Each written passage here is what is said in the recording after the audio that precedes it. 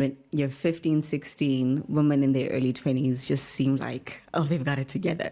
I was more interested in showing other teenagers that being book smart was cool. And I thought being Miss SA18 would do that. And in the context of thinking about it, I'd already known that I was on my entrepreneurial journey and I wanted to make entrepreneurship a fun, cool thing that more young people would consider. I remember one day coming home and being like, I've been thinking about this and God is not a man. And I gave my parents like a full thesis about how I'd gotten to this conclusion. And they were like, cool. You have to trust them. One day when you look back, the dots will connect. Right? And you can't connect them going forward. You have to be in the game. Like you have to be doing the things for the next step to unfold. Because you don't know where the opportunity is going to come from, right? But it oftentimes happens that you're doing something and then somebody sees you, hears about it, and then you find yourself in your next step. I remember once my principal being, I forgot what I was trying to get her to do. But she was like, you know what you are?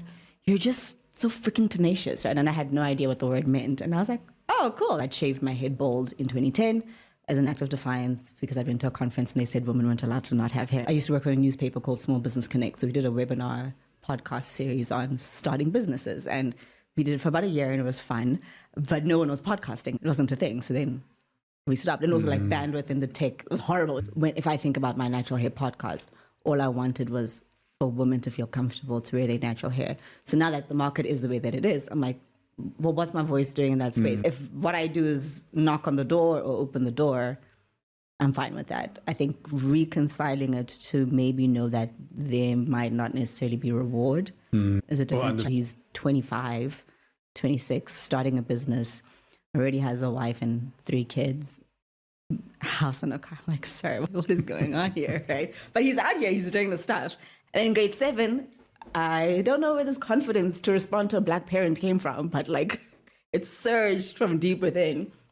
No one's expecting anything from a pretty girl. There's no way you can win with nails that long. It's like, oh, okay, watch me. Like, let me show you what talent can do. And just before that, I'd actually done a stint for a tech company that sold AutoCAD. Don't ask me what that is. And it's a computer software. I still don't know what it is. I didn't like how Black people were represented on TV. And I was like, we need better stories. Like, this is annoying, you know? One of the questions I got on social media a lot was like, how did you become successful? And it almost had the tone of, I just woke up and success is at my doorstep. I remember one of my mentors, Dr. Richard Maponya, which is a 3-hour conversation. Like I was emceeing a function for UJ that was for the Maponya Institute, and I got the courage to go, hey, can I get your business card in case you do mentorship? I'd like to just email you about something. And he said yes. I was very specific about finding mentors who were female, moms, wives, Christian, and killing the game in whatever business they were in, because I was like, I know I would like to be that kind of woman in my 30s, 40s. And she was like, well, I would encourage you to write it in case somebody does show up and you don't want to unexpectedly fall in love and then just like throws you off your train of. We can't all be heroes. Yeah. Somebody has to stand on the curb and clap. But that wasn't, a membership model was the business, and building that out and going, the quality of members that we have and mentors that we have access to is what people come here for.